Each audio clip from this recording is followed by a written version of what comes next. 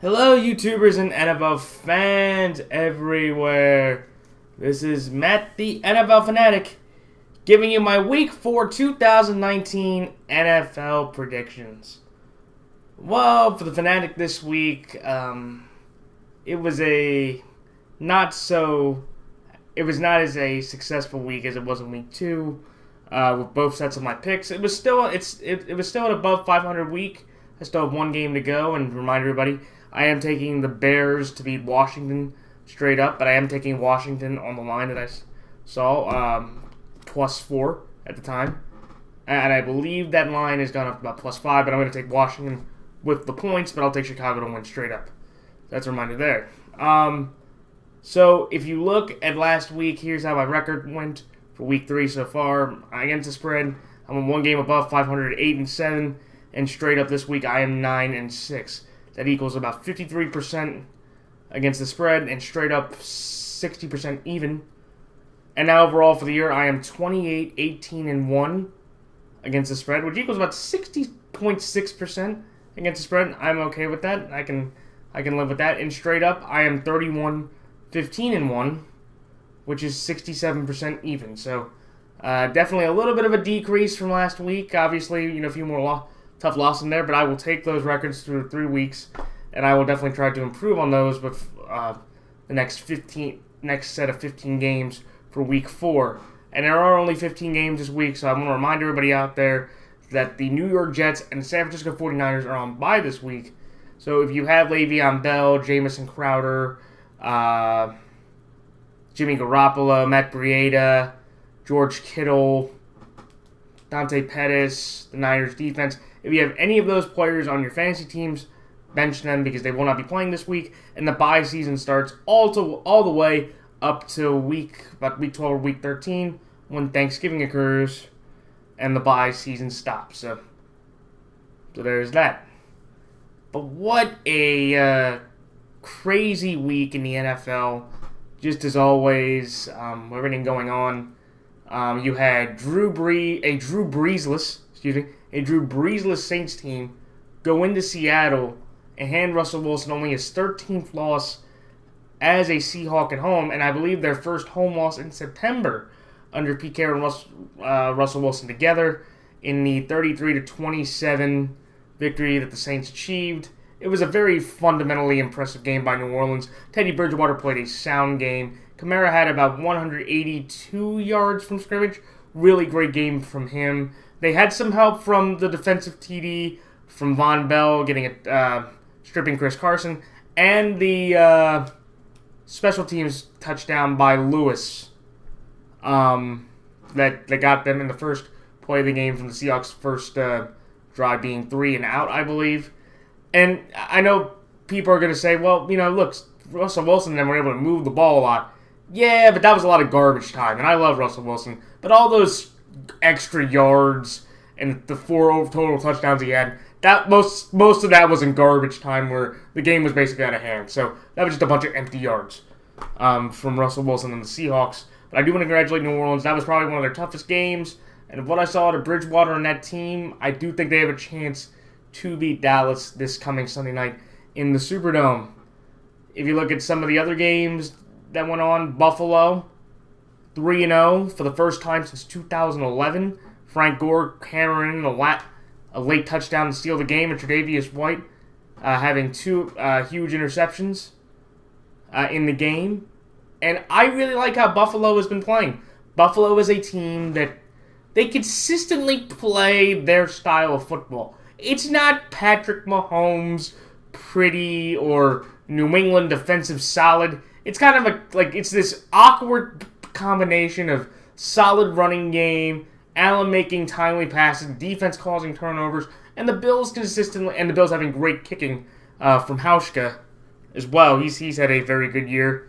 So I look at that and go, but the Bills though, hey, they're 3-0 and they're not a bad team. Through 3 weeks, it's not pretty football, but it's effective football that's winning, and I do want to give the Bills a shout out for that. And for the Bengals, look, 2 of their first 3 games, they could easily be 2-1 if a few things don't happen. But I do have to congratulate them for how much they've improved as a team overall, and definitely with a lot of their injuries, especially with AJ Green and some other offensive linemen. Maybe those could have changed the outcomes for those games. And one more thing that I wanted to hit on very quickly, if anybody wanted my thoughts, were my thoughts on Antonio Brown being released from the New England Patriots. He was released on Friday after a Thursday night report from Sports Illustrated's Robert Klemko showed a series of texts intimidating a second witness that's accused him of sexual assault, sexual misconduct. Not assault, sexual misconduct. All I wanted to say for the on this situation, if anyone want my thoughts on, is I never thought Antonio Brown should have been signed by the Raiders or the Patriots in the first place, and I believe with him getting cut by the Patriots, he will no longer play a down in the NFL, and I personally don't think he deserves to after all the chaos, the self-aggrandizement, the entitlement that he's shown through these last 9 months, from Pittsburgh to Oakland to the Patriots. This is a man that does not deserve to play in this league, and I know that maybe he will get signed because of his talent, per se, but with all the headaches, with all the drama, with all the deflecting, I wouldn't want to touch him with a 100-foot pole, and I'm glad the Patriots moved on from him. I think at the end of the day, Antonio Brown, inflicted more damage on himself than the Patriots. Because the Patriots still should be the favorite to represent the AFC out of the Super Bowl. Antonio Brown was just a luxury. And you could just say, look, you could say, well, they played the Jets, the Steelers, and the Dolphins. Nothing really impressive. But here's the fun fact. In 4 straight games, they haven't given up a touchdown. They haven't given up a touchdown. They've only given up one. They've only given up touchdowns defensively in one half of football over the last 5 games. So, those are my just quick thoughts on that. Alright, so time for my picks though. So, this coming Thursday, when the 1-2 Philadelphia Eagles go to the 3-0 Green Bay Packers. The Green Bay Packers are 4.5-point favorites in this game. I like Green Bay here, minus 4.5.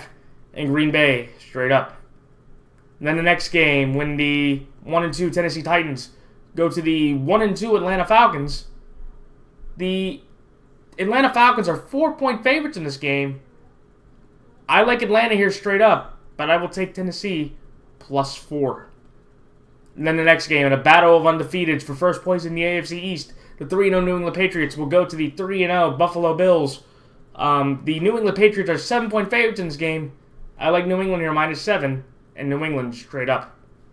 Then the next game, when the 3-0 Kansas City Chiefs go to the 2-0-1 Detroit Lions.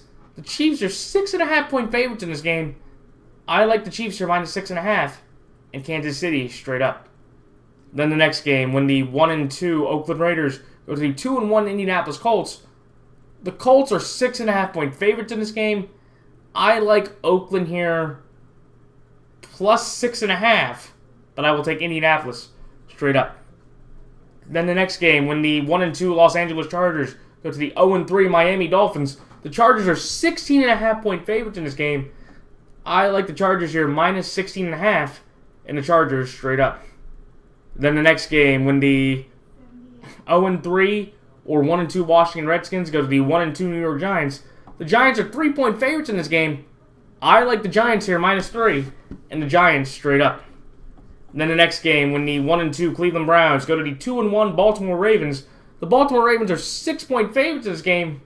I like Baltimore here minus 6, and Baltimore straight up. And then the next game, when the 1-2 Carolina Panthers go to the 2-1 Houston Texans. The Texans are 5-point favorites in this game. I like the Houston Texans to win straight up, but I will take Carolina plus 5. Then the next game, when the 1-2 Tampa Bay Buccaneers go to the 3-0 Los Angeles Rams. The LA Rams are 10.5-point favorites in this game. I like the LA Rams here to win straight up, but I will take the Tampa Bay Buccaneers plus 10.5. Then the next game, when the 2-1 Seattle Seahawks go to the 0-2-1 Arizona Cardinals. The Seahawks are 4-point favorites in this game. I like Seattle here minus 4, and Seattle straight up. Then the next game, when the 2-1 Minnesota Vikings go to the 1-3 are 1-2 or 2-1 Chicago Bears. The Bears are 2.5-point favorites in this game. I like the upset here. I will take Minnesota plus 2.5, and Minnesota straight up. And then the next game, when the 1-2 Jacksonville Jaguars go to the 0-3 Denver Broncos. The Broncos are 3-point favorites in this game. I like Jacksonville here in another upset, plus 3, and I will take Jacksonville straight up. And then in the next game, the Sunday night game, when the 3-0 Dallas Cowboys go to the 2-1 New Orleans Saints. The Cowboys are 3-point favorites in this game. I like Dallas here, minus 3, and Dallas straight up. And then the next game, the Monday night game, when the 0-3 Cincinnati Bengals go to the 0-3 Pittsburgh Steelers. Somebody will get a win unless they tie, which could happen. We've already seen that once. The Steelers are 4-point favorites in this game. I like Pittsburgh to win straight up, but I will take Cincinnati plus 4 against the spread. Alright, so time for my thoughts on each game. The Green Bay Packers over the Philadelphia Eagles. The Green Bay Packers this year have played very consistent football. I've been very impressed with what they've done. Green Bay has allowed the second fewest points through 3 games, with scores of 3, 16, and 16. So that's 35 points through 3 games. That's a little under 12 points per game. That is a job well done for them. I also have to give the Green Bay Packers credit. Aaron Jones has been a very effective runner for them. He's been able to get a good amount of push to their offensive line, and he's scored, I believe, at least 2 touchdowns in the last 2 games each. So he's had to get 4 touchdowns total. Rodgers hasn't had to do that much, which is a very nice surprise for the Packers before. But I do have to give him that credit. Just because of how effective they have been. Let me actually look it up here. Aaron Jones has 3 touchdowns. He has 174 yards and 3 TDs through the first 3 games, where Rodgers has thrown 4 touchdowns himself. He's been playing very efficient football. Maybe not to the standard that Green Bay's used to, but if he doesn't have to provide as much, I think that is a huge win for the Packers themselves. And if you look at the Eagles, the issue that I have with the Eagles is this. They are right now incredibly banged up. Deshaun Jackson could not go yesterday. Alshon Jeffrey could not go yesterday. They ended up losing Ronald Darby in the second quarter with a hamstring injury. They ended up losing Andre Dillard, one of the tackle they drafted. He went out of the game. Derek Barnett went out with an ankle injury in the first quarter of the game, and they are just losing people left and right. Dallas Goedert was playing with concussion. Miles Sanders fumbled the ball a couple times. And I feel like for the Eagles, their big problem yesterday was drops. They had 7 drops in the game. And that was really the difference in the game. And there was some really weird questionable play calling, especially the 4th and 9 with 3 timeouts left. And they're at about on their side of the 20, and Doug Peterson decides to go for it. I don't really quite understand that one. They got bailed out by Malcolm Jenkins blocking Matt Prater's field goal in that instance, but then they ended up getting returned back because of a bogus block in the back call against the Lions that won the Lions' favor. But I really just look at the Eagles and go, they're going into Lambeau. The Packers have won 4 of the last 5 games against the Eagles, and I just don't think Carson Wentz is going to be able to move the ball with the talent that he has around him. He doesn't have as much talent around him right now. Nelson Aguilar had 2 touchdowns later on in the game, but he also had a big fumble, that was earlier on in the game that cost him. And I just look at the Packers and go, they haven't had... Rodgers hasn't thrown an interception yet. They've played real consistent football. They'll be able to run the ball effectively, and I just could see Rodgers with Scantling and Graham and Adams and Allison and just dissecting the Philadelphia secondary. The Philadelphia secondary has been awful the whole year. They have been awful the entire year, and I really think they need to get Ramsey, because if you look at their passing defense, they have the 3rd worst passing defense in terms of yards, and they've given up the 7th most through-the-air touchdowns. So, not only are the Eagles just incredibly too injured, They just really don't have that much talent in the back end to work with. And yeah, they could probably shut down the run of the Packers because Kerryon Johnson landed, I think, about 46 yards and a touchdown in the game yesterday. But if you let Aaron Rodgers just stand there and, slice him through, I don't think it's going to turn out very effective for the Eagles. It's not going to end up pretty for the Eagles to try to win this game. I don't think that all those guys that were out, maybe besides Barnett and Darby, because they just got hurt and you don't know how severe the injury is yet. I really just think the Packers right now are just playing on a consistent level. That defense will get the Carson Wentz. He's going to try to make a few hero throws. That's going to end up in 1 or 2 turnovers. And I think the Packers are going to be able to solidly hold down an Eagle offense that's injured, not as disciplined, and the back end's just not as talented going up against an Aaron Rodgers who looks more comfortable in his scheme with his talent with the Packers right now. It should be an interesting game because I think the Eagles, if they get some of their talent back, they can make it competitive. Carson Wentz has shown to be able to make some big throws, and he's shown over the last 2 weeks to get the games close, to make a game. But with all the injuries, with Rodgers' consistency, with the back end of the Eagles being so bad, I'll take the Packers at home with their confidence, with their defense, to win this game. And the Packers are going for their first 4-game winning streak, or their first 4-0 start since 2011. So, good luck to them. So that's why I'm taking the Packers over the Eagles. The next game, the Falcons over the Titans. This game is really hard. This game, the Falcons over the Titans, the only reason why I'm taking the Falcons is based off of talent. Because I watched the Titans game on Thursday night. That team, you know how I believe I said in one of my videos, the Titans were white, they were toast with butter. They were white toast with butter. It's something that they play well, and they're efficient, and people like toast and like to eat toast. But it's not like a breakfast burrito or an omelet or something spicy or exciting. Well, after what I saw on Thursday, that white bread that I keep talking about the Titans, it started going moldy. That's how bad the Titans are starting to look to me right now. Because Marcus Mariota, who got sacked 8 or 9 times in the game, second time in a year he's been sacked 8 or 9 times. He really couldn't get anything going. Ramsey and Boye shut down their entire offense. Corey Davis only had, 2 receptions for 40 yards. Derrick Henry had about 70 yards. And kind of like what Russell Wilson did yesterday, Mariota's stats had about 300 yards passing. He was 23 or 40 for about 300 yards passing. That's just a bunch of empty numbers, empty calories. That didn't matter because the Jags, Gardner Minshew was clearly outplaying him, and that's bad when your 6th round pick in Gardner Minshew is outplaying a former number 2 Heisman candidate pick in Mariota. But that white bread for the Titans is becoming moldy. I really don't have any confidence in it right now because he really can't make throws and he really can't use offensive weapons besides Delaney Walker.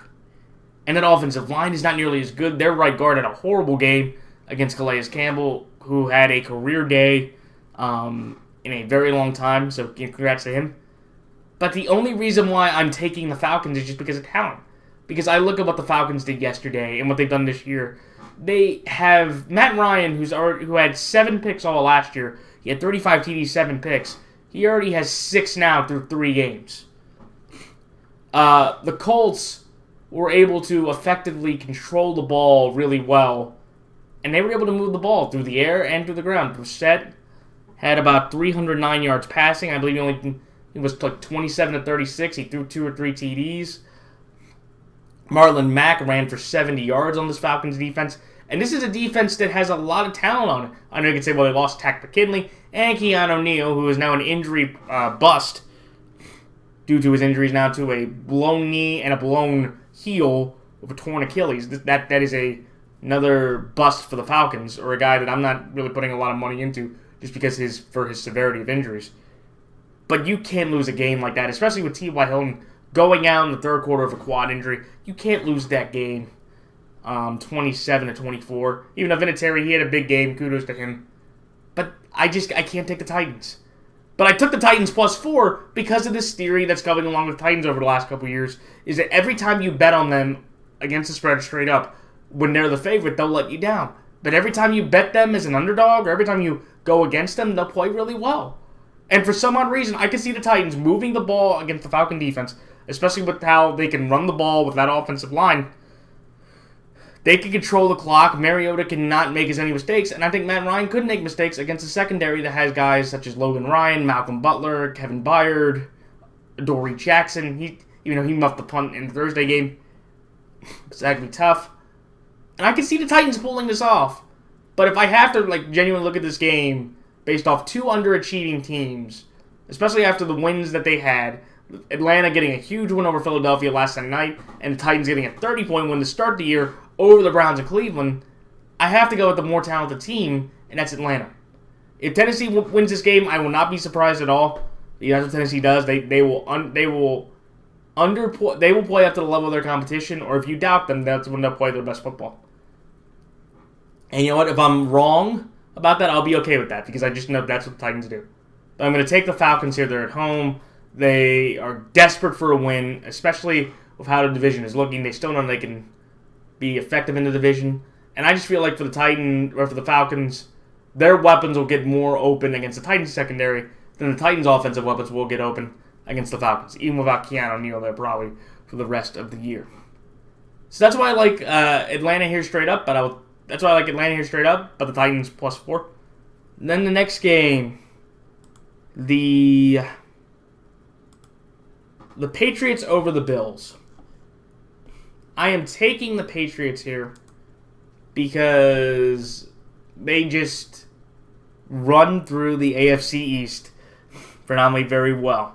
If you look at what they did, through 5 games, the AFC Championship game, the Super Bowl, and the first 3 games of this year, the Pats defense has not been responsible for any offensive touchdowns except the second half of the AFC Championship game. That is remarkable to me. That is outstanding. And that is incredibly inspiring and scary for the rest of the AFC. If you look at Devin McCourty, he has an interception in all 3 games. I think that is a first for him through 3 games. He's done a fantastic job there. Jamie Collins has been wrecking havoc over the field ever since he's come back. I do want to congratulate Tom Brady. I found this out. He did just pass Drew Brees to become the now second most all-time leader in touchdowns. He's only, I think, about 16 away from Manning.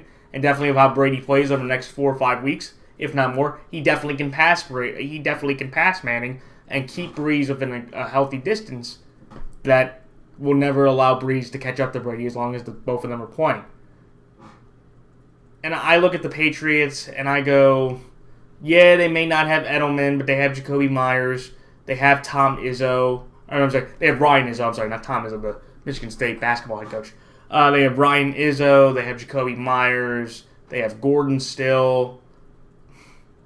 James White should come back. He was expecting a child. That's why he didn't play. And I just see the Patriots as just this dominant team that is great as Buffalo has been. And Buffalo has been an underrated story through the first 3 weeks of the AFC. Buffalo's defense has been outstanding. Sean McDermott, for the last 2 years, has done a fantastic job giving that defense life and talent. And you see it with how they play, because they can get turnovers, and they will keep the Bills in every single game in most of their games this year. They have the 5th-ranked defense in points, 6th in yards, 8th best against the run, and 9th best against the pass. And if you look at the Bills' offense, it's not pretty. Josh Allen has 3 TDs and 3 picks. He also has a lot of interesting running yards. He also has 105 rushing yards and 2 more TDs that way. But this is just the thing with me with the Bills, is that the Bills and Pats. I really like what the Bills have done. But this is a Pats team that routinely has been able to beat the Bills. Tom Brady, throughout his entire career, has... let me see. I'll look it up here. Tom Brady, if you look at his splits among the Bills, he is 30-3 all time against Buffalo. And I believe the last time he lost in Buffalo was in 2011. when Fitzpatrick beat him in 2011 Week 3. And that's why the difference here, why I'm taking the Pats. I think the Bills, the Bills shouldn't be ashamed of themselves. I still think the Bills can fight for a playoff spot, but this Patriots team is just too good. Like, even throughout all the injuries, I don't even think, even if Edelman can't go, James White will be back. They'll use Jacoby Myers. They'll use other assets to help have the Patriots offense move. And I just don't think Josh Allen, who's looked pretty bad his couple games against the Bills in his rookie year. And I know he had to leave, the one game. I know he had to leave the one. But they have just other assets like Izzo and all these other receivers that are going to be able to make plays and get the Pats this victory. Do I think the Bills can be somewhat competitive? Sure, because the Bills are the best competition the Pats have faced the entire year. You could argue Pittsburgh, but again, that was a different context, and definitely now, that could be different. But I like the Patriots here. This is the best defense in the National Football League. Josh Allen has committed a turnover in each one of his first 3 games. And I just don't see the Bills being able to put up enough offense to win this game to give a chance. Do I think the Bills will put up the best fight over the last 3 teams? Absolutely, because I believe in Buffalo's defense. I believe in Buffalo's commitment to the run game, and I believe in Josh Allen with his feet and his arm making big enough plays, to give the Bills a fighting chance or to look at least competitive. But at the end of the day, when you're playing Brady, when you're playing Belichick, 30-3 all time against the Bills, that's why you have to go with the Pats in this one. So that's why I like New England here, -7, and New England straight up. The next game, the Chiefs over the Lions. Detroit, I have to give them this credit. This is the first time through 3 games since 2017 that they've been undefeated. And I really think that the Lions have played fundamentally consistent football. You could argue about the 18-point lead. Sure, that was bad. At the end of the day, they tied that game. The Lions' defense has been able to cause a lot of turnovers. And I think that's been a key contributor to how well they've been playing. They have, let me see here. Let's see, the Lions have this year.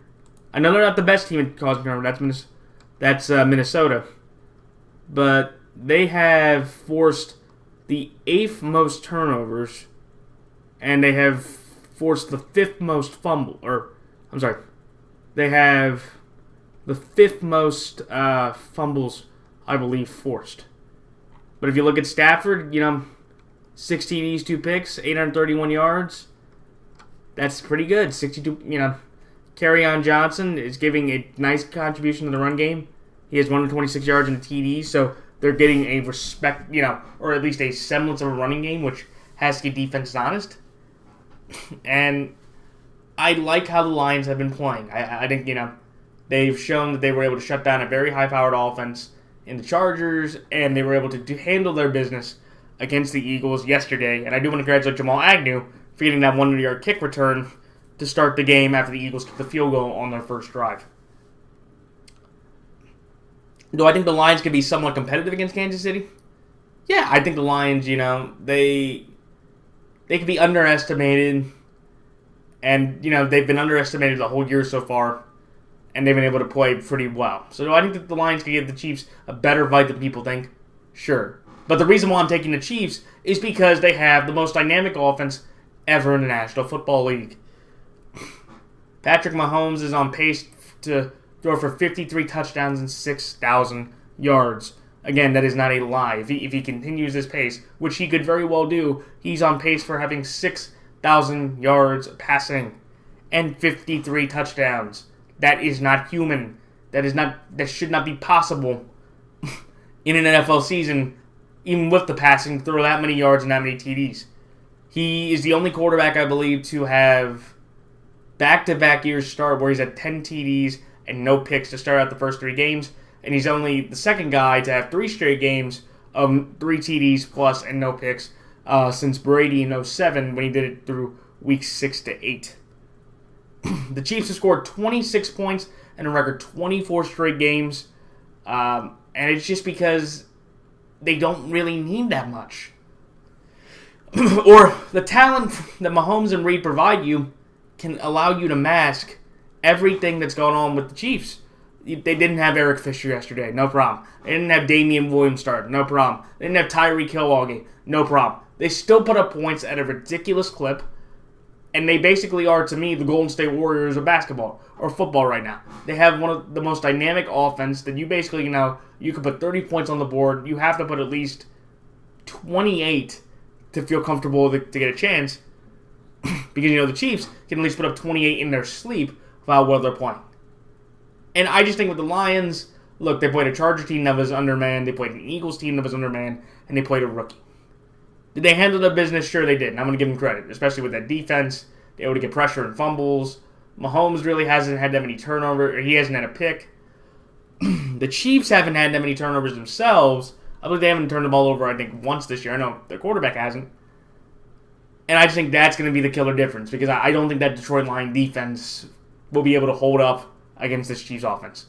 You have your safeties, you have your corners, you're going to have Robinson, Watkins, Mecole Hardman, Damian Williams possibly, Darrell Williams, LaShawn McCoy, all running up and down the field, and I just don't think the Lions defense have enough defensive firepower to stop it. Do I think the game could be interesting? Sure, because I definitely think with how Stafford can throw, and definitely with how the Chiefs defense has shown over the last few weeks, they let Gardner Minshew complete his first 10 passes. He ended up doing a nice job. He ended up going 25 of 35. Lamar Jackson was able to make some pretty big heaves in the game that you could argue maybe weren't skill, but definitely were impressive that way. That his Chiefs team can be had defensively. I just don't know if you look at the Chiefs, if that Lions defense can stop them enough. And I don't think Stafford can put up as many points as they need him to win this kind of shootout, even at home. I think it's going to be an interesting game, because I think the Lions, this is a great test for them against the best team, or one of the two best teams in the AFC. Also, the Chiefs have won 3 of the last 5 games. And I really think that the Chiefs should be able to handle their business and put up enough points to outshoot the Lions in an interesting game at Ford Field. So that's why I like the Chiefs here minus 6.5, that's why I like the Chiefs here minus 6.5, and the Chiefs straight up. The next game, the Colts over the Raiders. This is one where I've been really impressed with how Indy has been playing this year. I've been really impressed. I think Indy is a team that a lot of people, including me, kind of moved back from. But of how they played, they're 2-1. Their only loss is an overtime loss. They beat a Titan team, which doesn't look as great now, but the Titan team nobody expected. They were 11-0 with Andrew Luck. They were 0-2 with Jacoby Brissett. He goes in there his third try, and he beats them with 2 huge 4th down conversions. And then he's able to outshoot Matt Ryan in a game without T.Y. Hilton to end it. Zach Pascal had 2 receptions, 52 yards, and a TD, which is obviously really impressive. And Brissett was just able to move the ball well against the Falcons defense that has a lot of talent. He's going up against the Raider defense that has much less talent. The Raiders over the last 2 weeks got bum rushed by the Chiefs with 4 TDs and in a quarter. And then the next game, they end up getting thrashed by the Vikings, where it wasn't even close. Cousins only had to throw for 170 yards. They were down to 34-7 at one point, and it wasn't even pretty. When Kirk Cousins, all he has to do is throw for 174 yards. That's all it has to tell you. They had Harrison Smith get a pick, and I just really have no faith in the Raiders team right now. And Josh Jacobs, after that phenomenal opening game on Monday Night Football, they have not used him nearly as effectively since. But I look at the Raiders here. This is why I'm going to take them plus 6.5. I just don't know, with T.Y. Hilton not playing, with Darius Leonard battling concussion. I think the Raiders could somewhat sneak around and keep this game close. Because that's what happened with Atlanta. That when Hill went down, Brissett really couldn't move the ball as much. And I know Atlanta's got a better pass rush than Oakland. But they kept it around and got into a 3-point game with about 5 minutes left. And then Brissett was able to just drive the ball and just effectively manage the game to get them to get in game-winning position to win the game without giving Atlanta the ball back. So I think Oakland can hang around. But I think with Indy, knowing how effective they've been, I trust them even with the injuries. They don't need T.Y. Hilton in this game against Oakland. And I just don't think Oakland's defensive line will get any pressure on Brissett. I don't think they'll be able to get as much. They'll allow holes, the Colts offensive line, for Dalvin Cook to run through. I'm sorry, for Marlon Mack to run through. Because Marlon Mack already in week 1 had 150-plus yards, only passing for the first time since Edgerrin James did in 04 for the Colts. And I think against this Raider defense, which has a lot of flaws, they definitely can do the same thing. And I just don't trust Oakland offensively enough to be able to score points on the Colts defense, which has done a pretty good job holding talented offenses or just being able to make plays to keep them in games. So that's why I like Indianapolis here straight up, but I'll take Oakland plus 6.5. The next game, the Chargers over the Dolphins. This is one where I haven't been really impressed with the Chargers. Look, they've choked 2 games. Eckler hasn't looked nearly as effective. You had a weird turnover by Phillip Rivers that was tipped up, or he got hit and it was tipped up and picked off. They let Jordan Akins run wide open in the middle of the field for the game-sealing touchdown. And besides Keenan Allen this year, offensively receiving-wise, I have not seen any offensive weapon for the Chargers really do anything spectacular. Any receiving weapon, like if you look at their receiving yards, Keenan Allen has 404 yards. The next closest receiver is Mike Williams. Then it's then it's Mike Williams at 157. After that, then you got Dontrell Emmett at 56. Travis Benjamin's at 17. And then you're just downhill from there. So besides Keenan Allen doing anything, this Charger offense hasn't been able to do anything, which is kind of sad. But I look at the Chargers and go, you're playing the worst team in the league. The Miami Dolphins have the 3rd worst point differential in NFL history, only behind 2 1920s teams. This Dolphins team has put up a grand total of 16 points through 3 games. Ladies and gentlemen, that's about a little over 5 points per game. This Chargers team is not very... this Dolphins team is the worst team in the league. Josh Rosen, he looked okay in the first half, but besides Preston Williams and maybe Devontae Parker, they really haven't been able to run the ball that effectively. I really couldn't even name you another wide receiver from the Dolphins right now because they let Kenny Stokes go to Houston, and you have Mike Gesicki at tight end. But this Dolphins team is just not good at all, and I think even with the Chargers' struggles, I think they should be able to cover the spread because that's how dominant how much their talent and how much they've been able to play has shown me against the Dolphins team, which basically is going through a tanking phase, but they're not going to admit it. Though I think the game could be interesting, sure, because the Chargers over the last 2 weeks have shown you they've had, some chokers tendencies creep back into them. I know that could be also involved injuries and holdouts, but I look at this game with 16.5 points. The Dolphins have been able to cover every single point spread. It was 8.5 to 20+. 2 20+ point spreads, the Dolphins were able to cover both. So if you're getting me 16.5 with a Charger team that I know has been struggling, that I know has had some choking tendencies as of late in late game situations, I'll still take them with the points, or I'll lay the points with this game against the Dolphins team, which is clearly the worst team in the league, and they're just trying to get through one win so they don't go 0-16, but this 0-16 track is very well possible, and it still should happen. So that's why I like the Chargers here, minus 16.5, and Chargers straight up. The next game, the New York Giants over the Washington Redskins. I have to tell everybody, I was stunned with how well Daniel Jones played. I was also very upset at Tampa's defense for giving up an 18-point lead. That's the second 18-point lead I've seen given up this year. The Lions can tell you the same thing, Tampa. Join that club. Though at least I'll give Detroit credit. At least they tied. Tampa actually blew this game. Well, if you look at the Giants, and this is why I have to take the Giants, is because I saw Daniel Jones really make this offense look a lot more effective.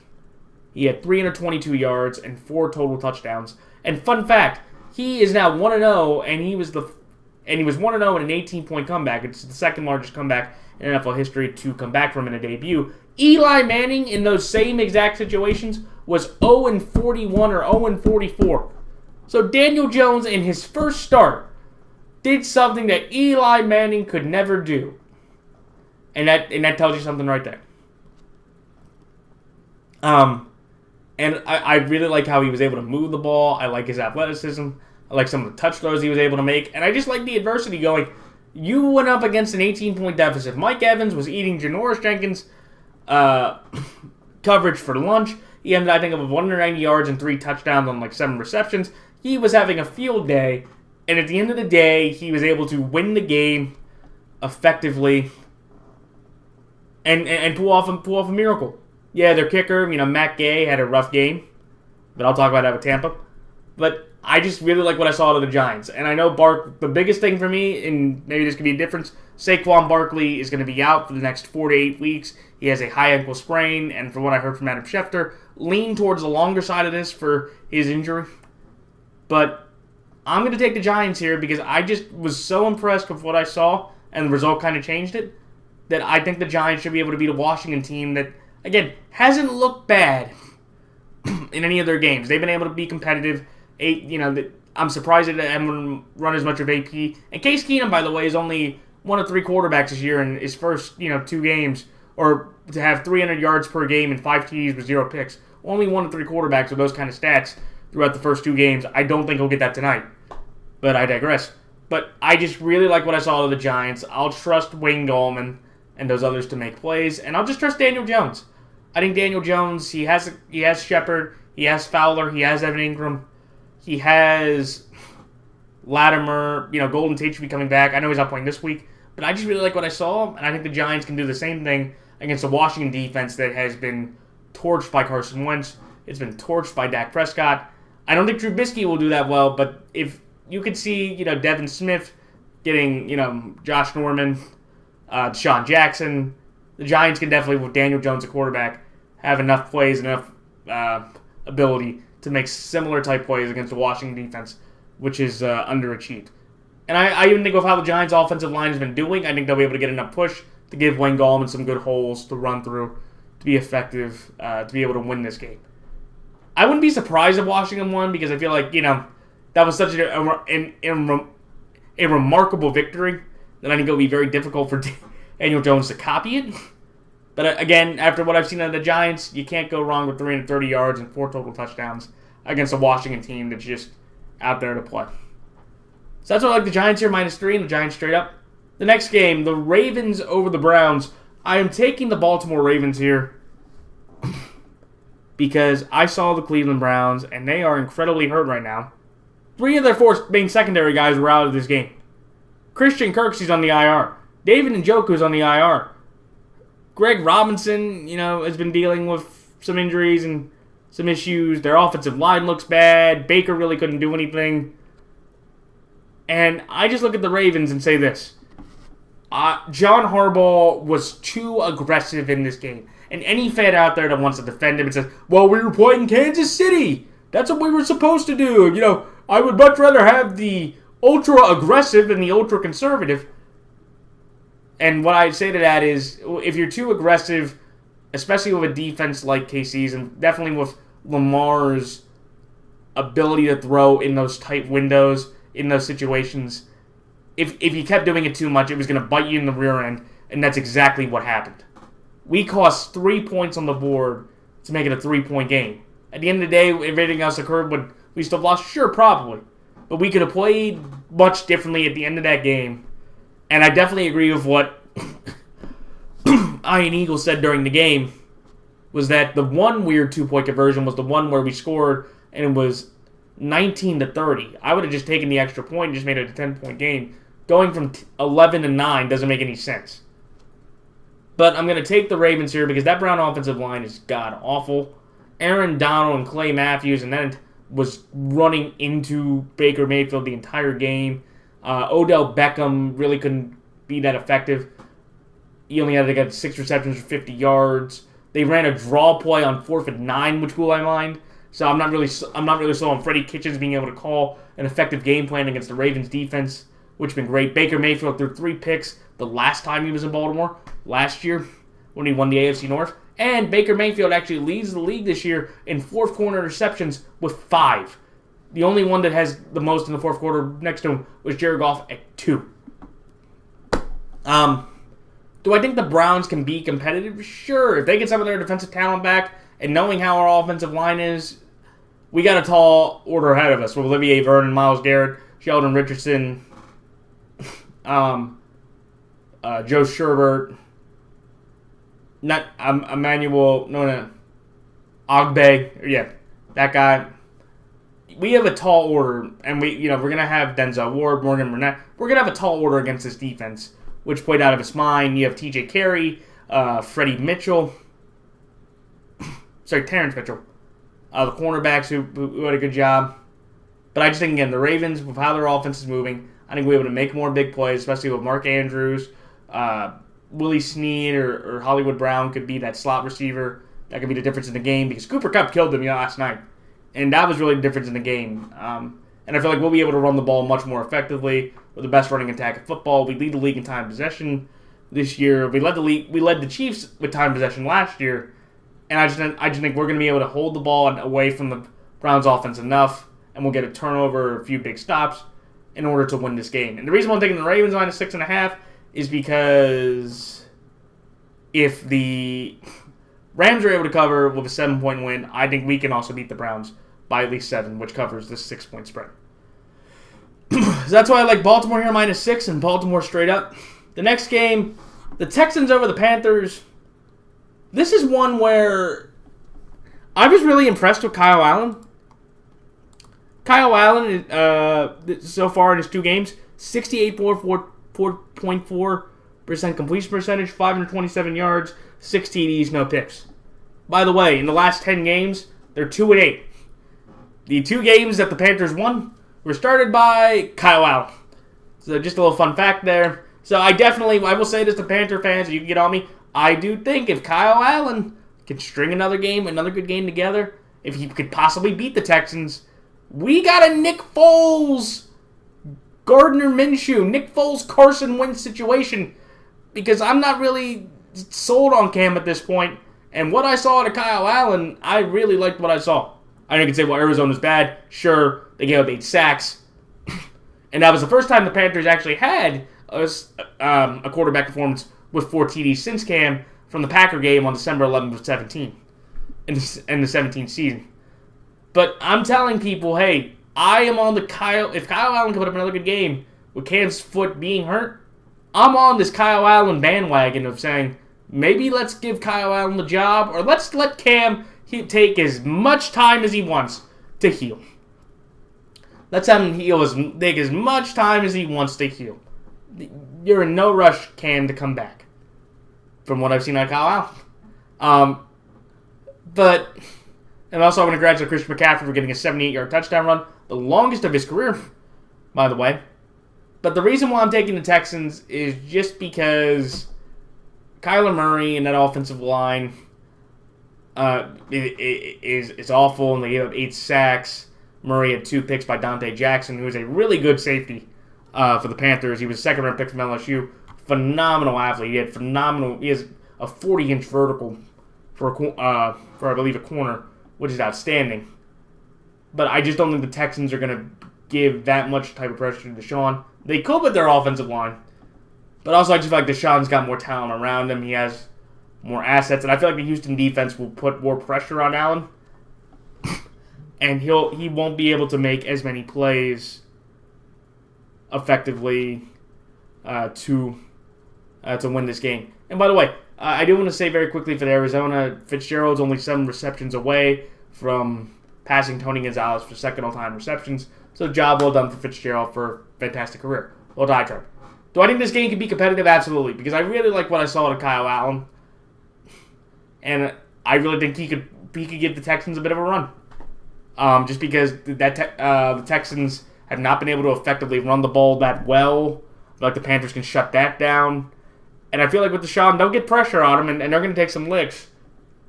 And I think with Kyle Allen, he can withstand that Houston pressure enough to make plays with Olsen, DJ Moore, who had a great 52-yard touchdown, to make this game really close. It should be an interesting game, but I'll take Houston here. They're home, and I'll just trust the more experienced talent of Deshaun Watson, along with all the other things Houston has going for him. And I don't think Kyle Allen will be able to make as many plays as he did last week. So that's why I like Houston here straight up, a Carolina +5. The next game, the Rams over the Buccaneers. This is one where the Rams are going for their first 4-0 start since, I think, from last year. They're going for back-to-back 4-0 starts. I really like what their defense has been doing. Their defense has been outstanding. Talib Peters did a phenomenal job. Clay Matthews played really well. He's had about 2 or 3 sacks this year. Eric Weddle's making plays at free safety. Jared Goff offensively hasn't been able to be as effective as you wanted, especially when you gave him $110 million fully guaranteed. But the reason why I'm taking the Rams here is that I just trust them way more than I do Tampa. Tampa offensively has been outstanding. Jameis Winston's had a career year passing the ball. But at the same time, after what I saw Matt Gay do, he had a phenomenal game where he made 4 straight kicks, 52, 32, 42-yarders, to miss a 34-yarder and basically Blair Walsh the kick. I just have no faith in the Buccaneers right now. I still probably would have taken the Rams. I still probably would have. And by the way, the Rams have won the last 5. The Rams have won at least the last 5 meetings in this series. And actually, the last time Tampa... Yeah, they've won the last 5 meetings in this series. Even in LA. So this is a Ram team that clearly has had the Bucs number. And I just really trust the Rams to be able to pull this out, no matter how ugly it is, especially with that defense. And with Jameis Winston and their ability to not be able to run the ball. And Winston will just make a mistake. He's shown you in the first few games or in 2 of the first 3 games, he's been able to make horrible decisions which basically end up costing him the game. But I think it won't be a 10-point game because I feel like the Bucs offense will show up, and that Rams defense has shown some flaws through the air, through their passing. So that's why I like the Rams are straight up, but the Bucs +10.5. The next game, the Seahawks over the Cardinals. I'm taking Seattle here because I just can't trust Arizona. Arizona, they've been fun offensively. They've been able to make a lot of plays. Kyler Murray's made a lot of big throws and a lot of great runs. But they really can't run the ball that well. They really couldn't run that well against Carolina, and they really couldn't run that well against Baltimore. Murray's been sacked so many times. Kyler's already made, 4 picks. He doesn't look comfortable. And he just looks a bit confused at times watching the games.